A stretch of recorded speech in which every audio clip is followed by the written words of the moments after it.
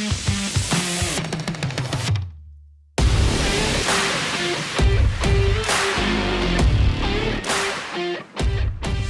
welcome back to the Rethink podcast. We're going to pick right up where we left off last week. I've got Trey and Lisa here from our care team, and we were in the middle of a discussion about some of the things that you're seeing out there, and especially around things like boundaries and expectations that we're trying to put on other people, which really we can't control. And then we have to look back, and that could be, I mean, there's people trapped in homes with violent behavior or emotional, physical, substance, all that kind of stuff. So let's pick up right there about responses to people when they pull our triggers, all right? Because we can't control people. That's right. But we also can't get away from them right now either. So right. So kind of pick it up there.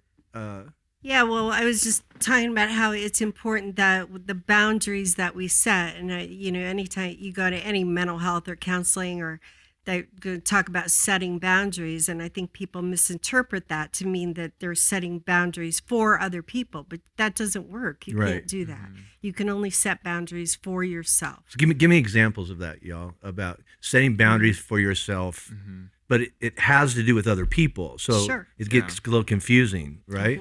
It starts with self-awareness. Okay. So when you do something that like affects me or triggers me or hurts me, like I have to know what I'm experiencing, and I have to be able to put a name on that. So I have to know like what's going through my mind. Like, why am I so triggered by what you just said or what you just done?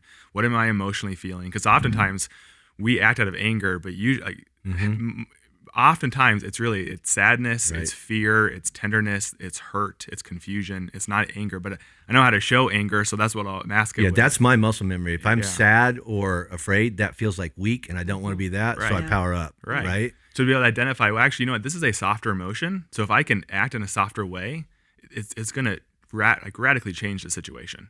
So if I can identify the way I'm maybe experiencing anger, but deep down, my true core emotion is sadness, or my true core emotion right now is hurt. I'm gonna function differently. Okay. Even to identify what's happening within your body. So if you start to experience the anger in that bubble, it's rising up. Well, if I can identify that's going on, I also can actually start to use coping skills to like come out of my amygdala, the emotional part of my brain, back into my prefrontal cortex. Like I can start to be rational again. And that's what's so important. Did you follow that? Those were big words. Big words, but I'm picturing the brain. But you have to slow down though, right? Because if you react, you're going to go with the muscle memory reaction. That's anger. But it's about responding, not reacting. Yeah, that 30-second. Yeah. Am I angry or am I hurt? But then to come into yourself, right? Like, what is he thinking? I can't believe he did that. Compared to like, how am I reacting to this? Like, what's going on for me right now? Not even so much about what you just did. Okay. So we're talking about setting boundaries and setting boundaries with your own behavior. Right. So the first thing is, hey, take a breath and really identify what's really going on in you. That's step one. Yeah. Sure. Right. Yeah. So okay. So I'm not going to yell at you, but what you said was really hurtful. Now where do I go? Yeah. Well, and then already you've decided if you do yell at me, so in that case, instead of yelling at you, then this is what I'm going to do. I'm going to go away. I'm going to think this through. I'm going to think of a better way to respond rather than reacting out of emotion. Emotions are terrible leaders. Yeah. You should never be led by emotion. Right. So take a break, pray about it, calm yourself, get to a place where you can respond to the situation. Okay, I'm going to take a time out right there because you just threw out something that gets thrown around in Christian circles all the time. Something happens, pray about it. What are you praying? That God will strike them dead? Are you praying that God will give you this epiphany about, here's the wise thing? So when we say pray about it, what do we mean by that? What I mean by that is wisdom to get to what's going on with me. What do I need in this? Asking God to guide your thoughts and bring things. Yes. Is that what you're? Yes. To get away from the emotion and get to wisdom. So you can be led by wisdom. Instead of and emotion. Truth. Right. I love this person. I don't want to yell at him. Right. I don't want to fight. So wisdom, that's what I'm praying for. That's what I ask people to pray for, is wisdom about what's going on inside of you, not directed outward towards the other person. Make him different, make her stop, you know. but just what's going on with me, what do I need, and what's the right response that will get me closer to getting what I need in this situation. Now that, to me, that's the most helpful thing that I've heard in the last few minutes, only because I throw that out all the time. You just pray through that. You pray about it, pray about it. But it's more specific when I'm praying for wisdom and truth. You know, truth is, I love this person. Right now, I just want to hurt him. Right. But I don't want to hurt him, because usually when you're making up later, going, I'm so sorry. I just wanted to make you feel what I was feeling, right? And you don't mean that. No. But pray for wisdom and pray for truth. Which are two things that God promises to give us. Absolutely. Right? Yeah. He promises that He will do that. He will help us if we ask Him to, and if we're open to letting Him help us. Okay. But when we, pray so that we want to be God, like, here, God, I'm going to tell you what I want to have happen. Get that done. Make Him different. Change this marriage. That won't Well, there's work. some things He might not have thought of, and I was going to help him out. Right? Yeah. Well, that doesn't work for me. He doesn't listen to me. Yeah. I tried. Thank Yeah. God. Thank you. Yeah. Right? Yeah.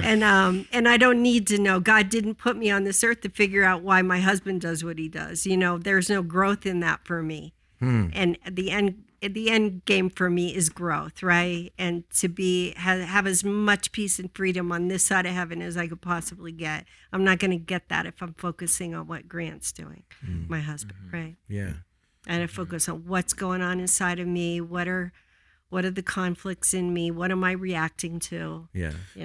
I think as you guys are talking, one thing, I mean, we talk about the Crucible all the time. We talk about Unknown Weekend, and a lot of those weekends you're doing a lot of like inward seeing of like where brokenness and hurt comes from and what that looks like. Yeah. At some point though, and this is a judgment that I have, is people get really stuck in like, oh, I'm going to just continue to be diving inside and never step out of it. So as the people are, go ahead. What were you going to say? Well, because that's a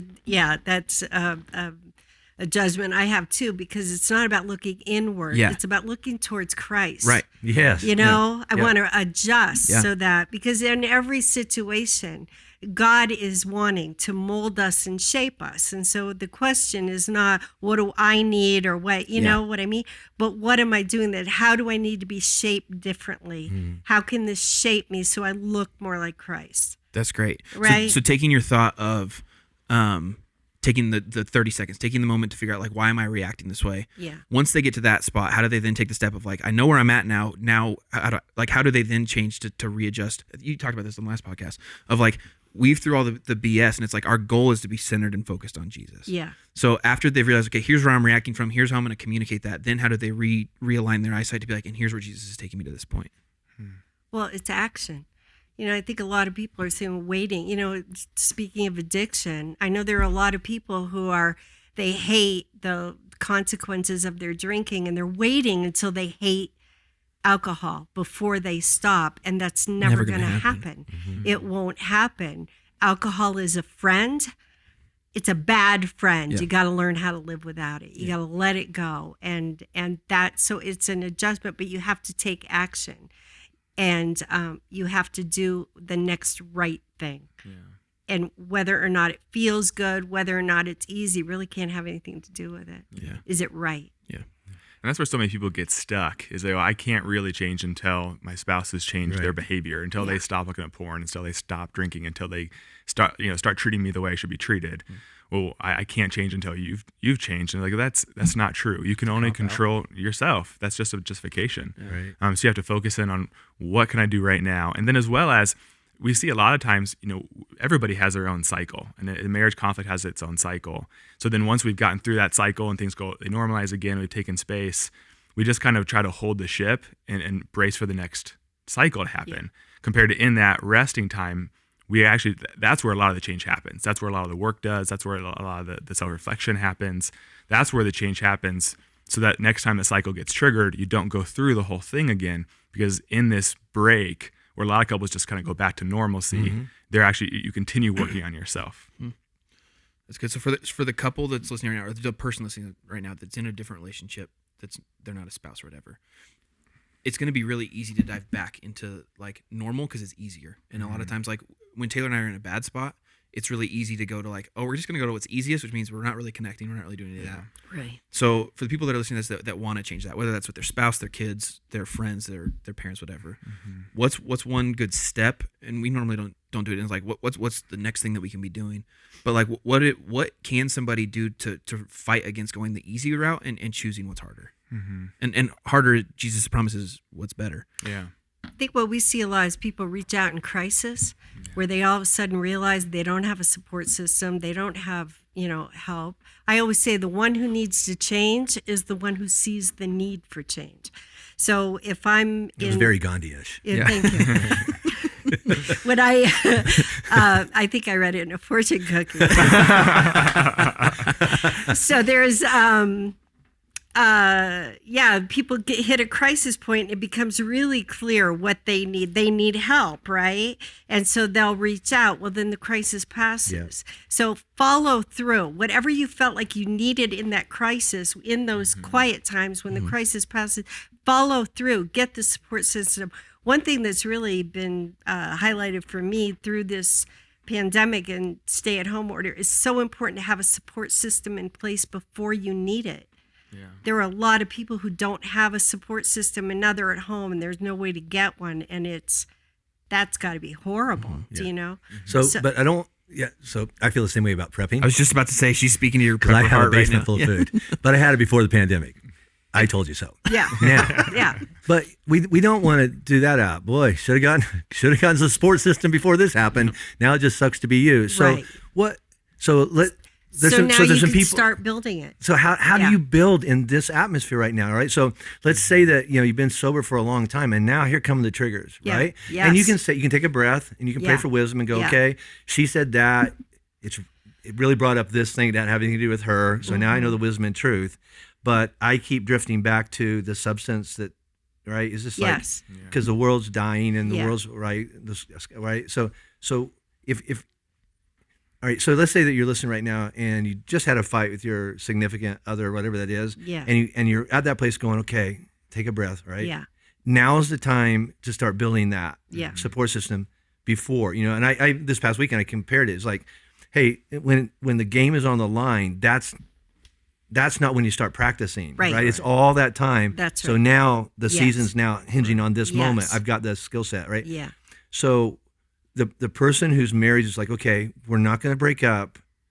We're gonna be together, right? Okay, but you can't go back to the way it was. So right. What can we do now if it's a marriage crisis, if it's a you and your kid crisis, if it's a substance crisis right now? Okay, what are some resources available to some people that you could say, well, you could do this. Yeah. So that when this all lifts, maybe you can do it face to face or whatever that is, or maybe there are places you can still get together face to face. I don't know, but so everybody's going, okay, I want to do action. Mm-hmm. What action can we take right now? Okay. Yeah, we're still offering pastoral care, so you can still schedule a phone appointment or even a video conference appointment with us. Yeah. Counselors are still taking clients. You can still reach out. I think every counselor I know of has gotten a video conference thing set up, and hopefully I think within a matter of hopefully soon we'll be able to be back in the office. How would a person do that with the care ministry here at Flatirons? How would they do that? They either email. I think it's go on the website, the Flatirons. Let's put that church.com/care, and then you will reach out to our admin and just email, let her know what you need. And then we will. Do you have to get into specifics? No. So if I'm a dude and I'm struggling with pornography, and you just said I have to let her know what's going on, I'm just not going to make the call. Yeah, no. Yeah, well, many do. I'm sure that's true. I'm just speaking for myself. Yeah, right? For sure. Nope. You can just say I need to speak to a counselor. I want to talk to a male.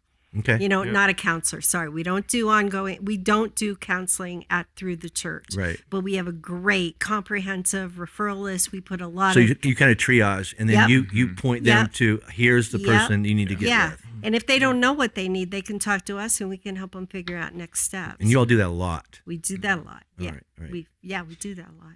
Okay. And then there are also online support. There are AA has online meetings, and we have those resources. Shift is meeting on Friday night, 7 o'clock. Talk about Shift. Right? If somebody doesn't know what that is. So it's our in the olden days we met every Friday night, and we have large group time, worship, large group time. Then we break up into issue specific and gender specific small groups, and we've been able to through Facebook. We have a Shift Facebook group for men. It's called Men of Shift and Women of Shift. It's every Friday night at 7:00. Our worship leader, Dustin, he and his wife lead live worship for us. We follow a link. It's been fantastic. Brought some normalcy and continuity at a time that's desperately needed. So and then we go back on. Either Trey or I post a video message, 10-minute long, related to recovery. In the 12 steps, because it is a Christ-centered 12-step program. And then there are online issue-specific groups for men and women where you can jump on to, most of them are Zoom, I think, right? Mm-hmm. Yeah. At 8:00 Friday night. Their links are on the page. And you're seeing men and women engage in these. Yeah, totally. Absolutely. And confidentiality is, in a lot of issues in our life. It's same really protected. guidelines that we have. And many of the people who are, we have a lot of people who are joining new, which is great.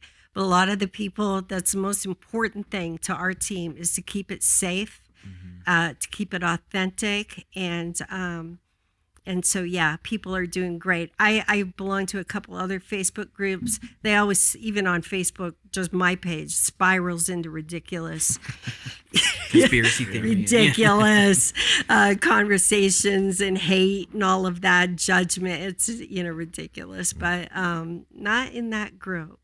And I'll remove a comment if it does, but it's as safe as we can possibly make it. And this is so we have a lot of people listening from across the world. Yeah. So if you live in Iowa, Yeah.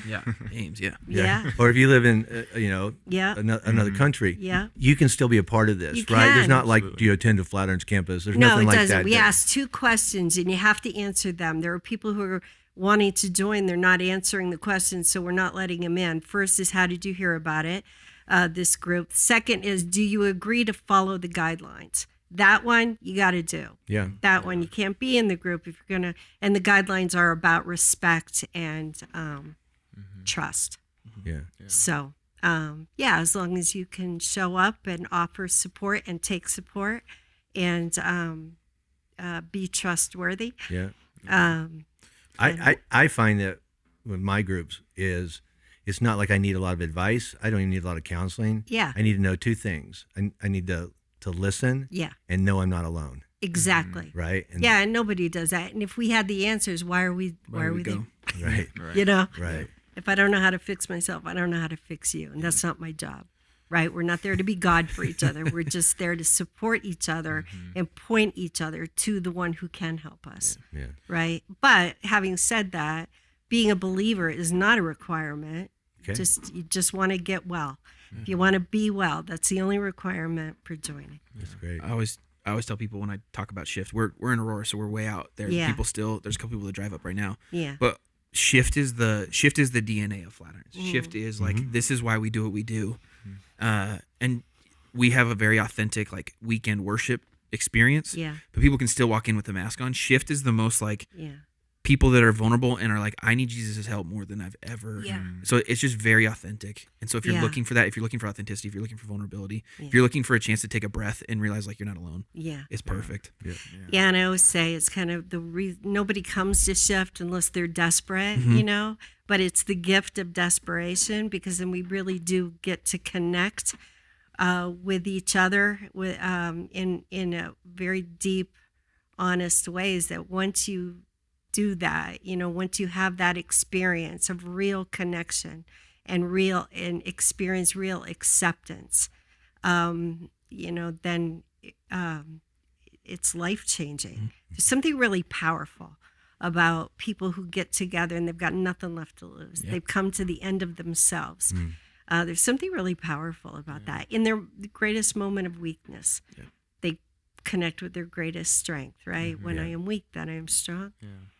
So, Somebody wise said that. yeah, somebody wise said that. I'll say the help is there. The resources are there. And if we can't allow ourselves to say, well, I'll get this figured out once quarantine ends. I'll get this figured out once everything goes back to normal. It's just not going back to normal. Right. And we have to be resolved before we know the end of the story. We have to make changes now before we know how this is going to end. And we can't wait for that. Right. So if you want help, the resources are there. You just have to take them. And I will say, too, that no program is And God doesn't need any program to change his people, right? But sometimes we need a program to agree with him. And People, prayer, and pills.